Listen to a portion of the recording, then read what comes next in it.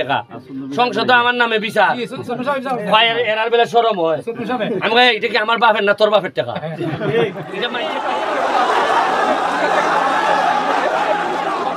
তো ব্যারিস্টার রাস্তাঘাটে মানুষের পাড়ার মধ্যে পড়ে গেছে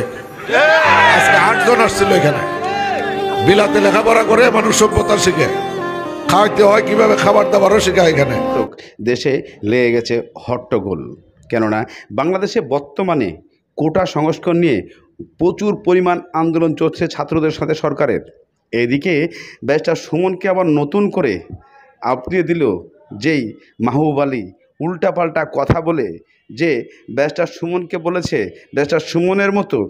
যারা এমপি আছেন অথবা যারা ব্যারিস্টার আছেন এরা মাহবুব আলীর পায়ের নিচে ঘুরে বেড়ায় এদিকে বিশেষ করে ব্যারিস্টার সুমন বলেছেন ভালো মানুষকেই ভালো বলা যায় খারাপকে কখনো ভালো করা সম্ভব হয় না কারণ তার চরিত্রটাই এমন হয়ে গেছে সে নিজেটাই এতটাই বদলে গেছে যা আসলে আমরা বলতে পারি না ব্যারিস্টার সুমন আরও অনেক কিছু তথ্য এই ভিডিওতে দিয়েছে কিন্তু মাননীয় প্রধানমন্ত্রী বলেছেন যারা কোটা সংস্কার নিয়ে এত কিছু করছেন তাদেরকে সময় মতো আমি জানিয়ে দিব তাহলে আমাদের দেশে কি হচ্ছে এগুলা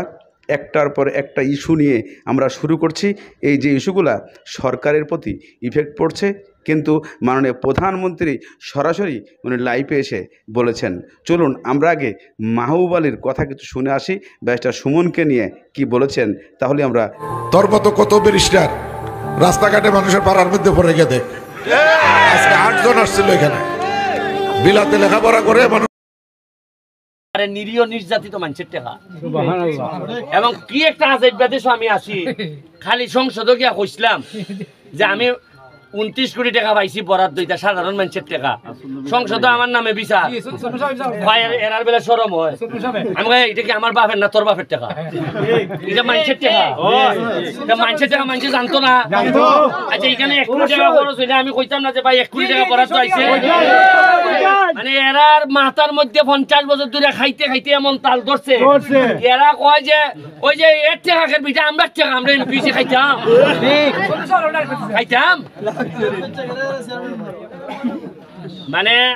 এর বড় কইয়া রাখতেছি যদি বাচ্চা থাকি এই সোনারঘাট মাধবপুর থেকে মনে রাখবেন নতুন বাংলাদেশের ইতিহাস তৈরি ওই যে আমার সাথে যে ইয়াং ফুলাটাই না শুনজানি দেখুন এরা খেলা দিয়া দিব এই যে আমার সোনারঘাটের মাধবপুরের ইয়াং 17-18 বয়স যারা মনে রাখবেন এরা এক একটা মেসির মতো খেলে দিব যেভাবে রেডি করে তুলতাছি কারণ এরার মাথার মধ্যে ফইলে আমি ওরাই দিছি যে রাজনীতি মানে 2 নম্বরই না আজকে ছাত্রলীগের কমিটি হয়েছে আগে নিয়ম আছে ছাত্রলীগের প্রেসিডেন্ট সেক্রেটারি হইলে পরে বাজারে বাজারে গিয়া বড় ফুলের মালা লন আমার দ্বারা আইসে আর আমি কইছি কিতা ফুলের মালা নিবাই না বন্যার্থদের দ্বারা যাইবাই এরা কইছে না ভাই আমরা বন্যার্থদের দ্বারা যাইমু ওই দেখুন এরা টেকা লইয়া চান্দা উন্দা কইরা ওই আজকে ছাত্রলীগের ত্রাণ লিয়ে আইছে সভাপতি ওই দেন সভাপতি শিখে নাই উঠুন চাপ হ্যাঁ এই যে কোনো মালা আছে এ ছাত্রলীগ করে এ বঙ্গবন্ধুর আদর্শের সৈনিক এর যেখানে মানুষের কষ্ট এখানে গিয়ে দাঁড়াইতো না বালুর ব্যবসা পার্টনার হইতো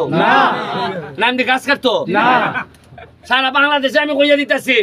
ওই সোনারঘাট ছাত্রলীগের নেতাদের মতো দেখাই দিব আমরা যে ছাত্রলীগ কিভাবে করতে হয় মজা মজা মারে বোঝা ভাই আর আমরা খালি বইতে ভাই এটা হইতো না তাহলে ঠিক আছে আপনি রাস্তা দায়িত্ব দিলাম যা লাগে আপনি দ্রুত রাস্তা করাইলেন টাকা যা লাগে সোয়াক কই যেমনে যেটা আছে এটা খুঁজে লাইন আর ভাই ওই রাস্তাটা টেন্ডার হইছে কইয়া জানা আচ্ছা আর ওই লাগে এটা টেন্ডার হইছে একবারে দাঁড়াও দেওয়ানদি থেকে শাইস্তাগঞ্জ পর্যন্ত টেন্ডার করাই আমি কাজটা শেষ করছি এটা শুরু হইবে অত তাড়াতাড়ি আপনারা রাস্তাঘাট সারবা সাইটের ড্রেনের ব্যবস্থা করার চেষ্টা করব যাতে আর কোনোভাবে আর কোন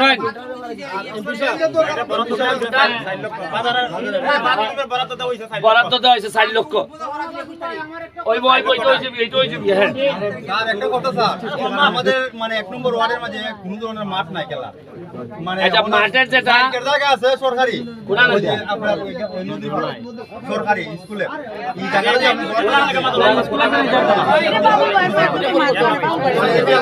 সবাই আপনি জানেন আপনারা জানতে পারছেন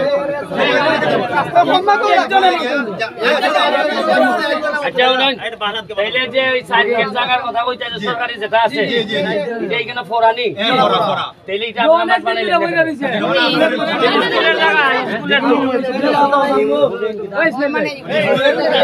একটু রাস্তা দাও, একটু রাস্তা দাও। স্কুলের আন্ডারে মাঠ হইলে তো আর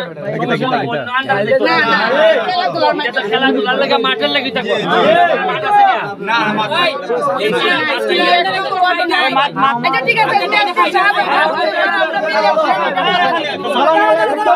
হ্যালো, মাথা গুলো সস্তা এখন মাথন খেলার মাঠে হতা মাটি বালাইলাম মনে হয় খবর বানি ভাঙ্গে দেয়, এটা খবর নাই, খেলার মাঠে কত মতো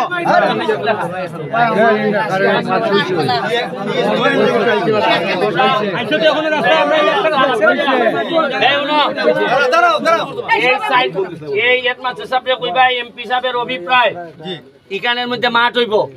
যা যা পয়সা পড়াট করে মাঠ বানানি যা লাগে আমি দিব, আর তোমরা সব ফুলাবান একখান হইয়া গিয়া বল্লা চালাতে আরম্ভ করে দিতা। আর আমি যতদিন শ্বাস ফলাইমু কতদিন কিন্তু অত চিন্তা করতে এখানে 2 নম্বরই স্যার আমার কি কথা স্যার। আর ওই যে তোমরা একটা কথা কই, যারা বয়স্ক নেতা এরা যে কোনো কাজ কইবা রাখো তুমি লো পরে এটা কইবা যে উনচি দবলেন আমরা জায়গা খেলা কথা বুঝছো নি।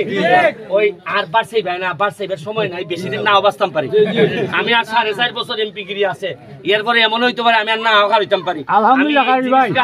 নিয়া দি আইমু বাবা রে তোমরা এটা চালাও, কারণ এই 4 বছরের ভিতরে আদাইলি তুই ভাই সব ইনশাআল্লাহ। কথাটা বুঝছো নি? ঠিক আছে ভাই, সবাইকে ধন্যবাদ। আজকে একটা জিনিস আমি না বলে পাচ্ছি না, আমি যে দেখেছি যে কি কোটা আন্দোলন, কি বুদ্ধি আমাদের মুক্তিযোদ্ধাদের জন্য যে কোটা সেটা বাতিল করতে হবে, নারীদের কোটা বাতিল করতে হবে, অমক সমক, সেটা কিন্তু একবার বাতিল করা হয়েছিল, কিন্তু ফলাফলটা কি? পাবলিক সার্ভিস কমিশনের পরীক্ষার হিসাব যদি দেখা যায় তখন দেখা যাবে যে আগে যেখানে কোটা থাকতে মেয়েরা যে পরিমাণ সুযোগ পেত সেই পরিমাণ সুযোগ কিন্তু এই কয়েক বছরে আর পায়নি। এটা হলো বাস্তবতা। এমনকি অনেক অনেক জেলা প্রত্যন্ত অঞ্চল, সে অঞ্চলের মানুষগুলি কিন্তু বঞ্চিত থেকে গেছে, তারাও চাকরি পাচ্ছে না। হাইকোর্ট ইতিমধ্যে, এবং এইরকম বঞ্চিত হওয়ার কারণেই কেউ মামলা করে, হাইকোর্ট একটা রায় দেয়, হাইকোর্টের রায় আমরা সবসময় সেটাই মেনে নিই। কিন্তু আমরা দেখলাম যে এখন কোটা বিরোধী আন্দোলন আবার গড়ে তোলার চেষ্টা, ছেলেমেয়েরা লেখাপড়া বাদ দিয়ে এখন কোটা বিরোধী আন্দোলন করে, সেখানে মেয়েরাও করে। এখানে আমার একটা প্রশ্ন আছে, যারা এর আগে কোটা বিরোধী আন্দোলন করেছিল তারা যে পাবলিক সার্ভিস কমিশনে কতজন পরীক্ষা দিয়েছিল আর কতজন পাস করেছে সেই হিসাবটা একটু বের করা দরকার। তারা দেখাক যে পরীক্ষা দিয়ে তারা বেশি পাস করেছিল, মেয়েরা বেশি পাস করে বেশি চাকরি পেয়েছে কিনা, সেটাকে তারা প্রমাণ করুক। আর হাইকোর্টের রায়, এটার বিরুদ্ধে এভাবে আন্দোলন করা এটা তো সাবজুডিস, কারণ আমরা সরকার থেকে কিন্তু এভাবে কোনো কথা বলতে পারি না, কারণ হাইকোর্ট রায় দিলে সেখানে হাইকোর্ট থেকে আবার আসতে হবে। কিন্তু আজকে আন্দোলনের নামে যেটা আবার করা হচ্ছে, পড়াশোনার সময় নষ্ট করা। দর্শক, ইতিমধ্যে মাহবুব আলীর কটাক্ষ করা সেই কথা আপনারা ইতিমধ্যে শুনেছেন। মাহবুব আলী বর্তমানে বলেছেন 2 মিনিট 3 সেকেন্ডের একটা ভিডিওতে উনি জানিয়েছেন যে ব্যারিস্টার সুমন উনি ওনার পায়ের তলের যোগ্য না, ওনার মতো ব্যারিস্টারগুলা ওনার পায়ের নিচে সচরাচর ঘুরতে থাকে, তাই তাকে এখনও মূল্যায়ন করেন না, কারণ সে ছিলেন মন্ত্রী। এদিকে মাননীয় প্রধানমন্ত্রী সরাসরি হুঁশিয়ারি করলেন, এই